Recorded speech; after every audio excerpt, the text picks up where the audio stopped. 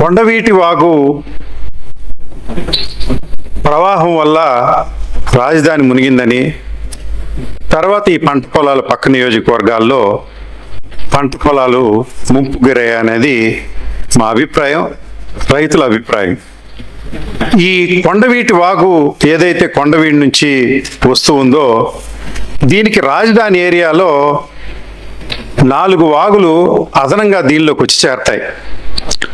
ఒకటి 4 కిలోమీటర్లు పొడవు గల ఎర్రవాగు, 16.88 కిలోమీటర్లు గల కోటెల్లవాగు, 18.06 కిలోమీటర్ల పొడవు గల పాలవాగు.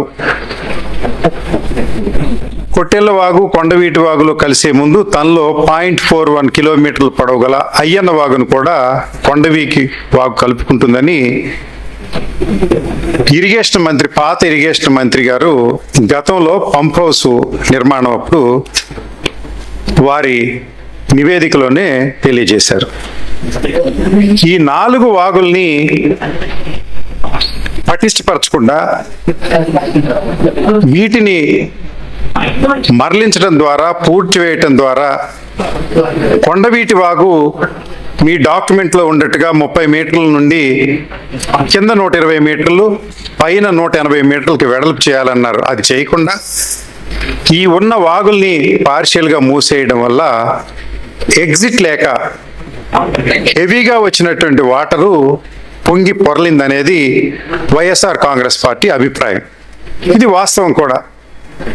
క్యాచ్మెంట్ ఏరియా ఎక్కువ ఉంది, నాలాలు తరిగిపోయాయి, కొండవీటి వాగు సైజు పెరగలేదు కనుక ఉధృతంగా వాటర్ వచ్చింది.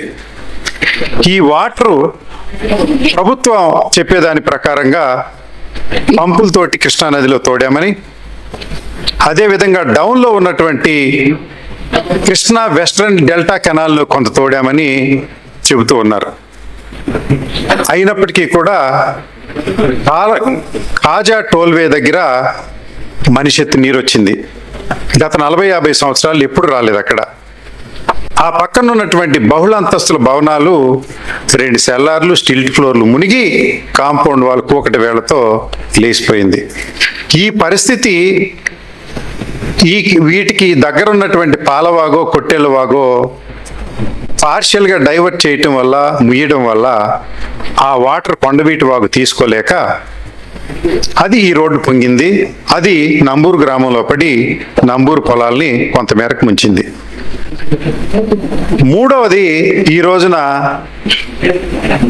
రాష్ట్ర మంత్రివర్యులు నారాయణ గారు వారే ఒప్పుకున్నారు.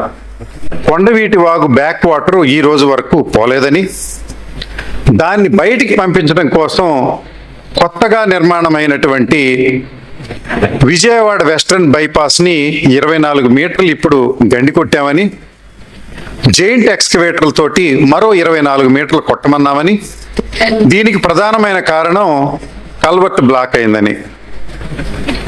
అంటే నిర్మాణం పూర్తి చేసుకుంటూ ఓపెనింగ్ దశగా వెళుతున్నటువంటి వెస్ట్రన్ బైపాస్లో కల్వర్ట్ బ్లాక్ అయిందనేది నమ్మశక్యంగా లేదు. ఖచ్చితంగా ఈ వాగులు, ఉపవాగులు పార్షియల్గా మూసేయడం, డైవర్ట్ చేయడం వల్ల కొండవీటి వాగు ఏరియాని పెంచలేకపోవటం వల్ల, వెడల్పు చేయలేకపోవటం వల్ల ఈ నీరంతా ఇక్కడ నిలిచిపోయింది. అంటే ఇప్పటికి వారం రోజుల తర్వాత కూడా అన్అఫీషియల్ ఎగ్జిట్స్, ఒకటి కాజా టోల్వే, 2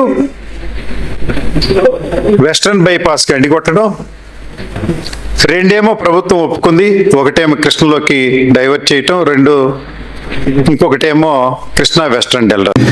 కొండవీటి వాగుకు సంబంధించినటువంటి వరద నీటిని కేడబ్ల్యూ కాలువలోకి వదలడం మీరు చూసారా అంటే సమాధానం లేనటువంటి పరిస్థితి.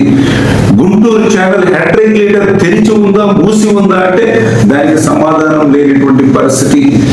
కొండవీటి వాగుకు సంబంధించినటువంటి వరద నీటిని కాలువలోకి వదలడం మీరు చూసారా, చూస్తే ఇరిగేషన్ అధికారికి తెలియజేశారంటే దానికి సమాధానం లేనటువంటి పరిస్థితి. పెదకాకాని, చేపురోలు, మంగళగిరి, తాడికొండలు అధిక వర్షపాతం పడినటువంటి విషయాన్ని మీరు గుర్తించారా అంటే సమాధానం లేనటువంటి పరిస్థితి. చేపురోల్లో 299 మిల్లీమీటర్లు, పెదకాకానిలో 260 మిల్లీమీటర్ల వర్షపాతం నమోదైన విషయాన్ని మీరు తెలుసుకున్నారంటే దానికి సమాధానం లేనిటువంటి పరిస్థితి.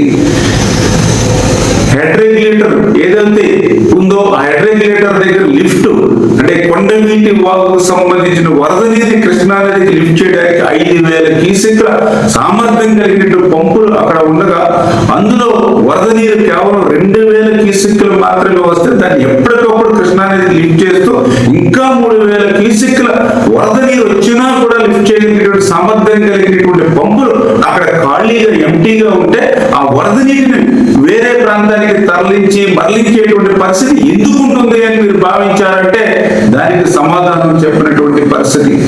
అంటే ఈ రకంగా ఒక్క కొండవీటి వాగు వరద నీటి గురించే కాదు, ఆ ప్రకాశం బ్యారేజీ గేట్లు పనిచేయట్లేదు, బెలివాడ మునిగిపోతుంది, పోలవరం ప్రాజెక్టు కాపర్ డ్యామ్ కొట్టుకుని పోతుంది, తుంగభద్ర ప్రాజెక్టు గేట్లు పనిచేయట్లేదు, ఖరీఫ్ పంట ఉండేటువంటి పరిస్థితి లేదు, Kondaveeti Vagu head regulator leak అయిపోయి అమరావతి వైపు నీరొచ్చి మునిగిపోతుంది. ఇట్లా ప్రతి రోజు కూడా ఈ వైసీపీ నాయకులు తమ సోషల్ మీడియా ద్వారా తమ యొక్క అనుకూల మీడియా ద్వారా నిత్యం ఆరోపణలు, అసత్యాలు, అబద్ధాలు చెప్తూ ప్రజల్లో ఒక భయాందోళన సృష్టిస్తూ ఒక అశాంతిని రేకిస్తున్నటువంటి పరిస్థితిని ప్రజలందరూ కూడా అప్రమత్తంగా గమనించాలని చెప్పి తెలియజేస్తూ, దానికి ఉదాహరణ ఈ అంబటి మురళీకృష్ణ చేసినటువంటి అసత్యమైన ఆరోపణలు ఏవైతే నీటి మాటలను ఏదైతే నిన్న తేలిపోయాయో, అంటే ఈ రకంగా వీళ్ళు చేసేటువంటి ఈ అసత్యమైనటువంటి ప్రచారం అంతా కూడా నేతి బీరకాయలో నెయ్యి ఉంటుందని నమ్మడం ఏ రకంగా ఉంటుందో ఈ వైసీపీ నాయకులు మాట్లాడేటువంటి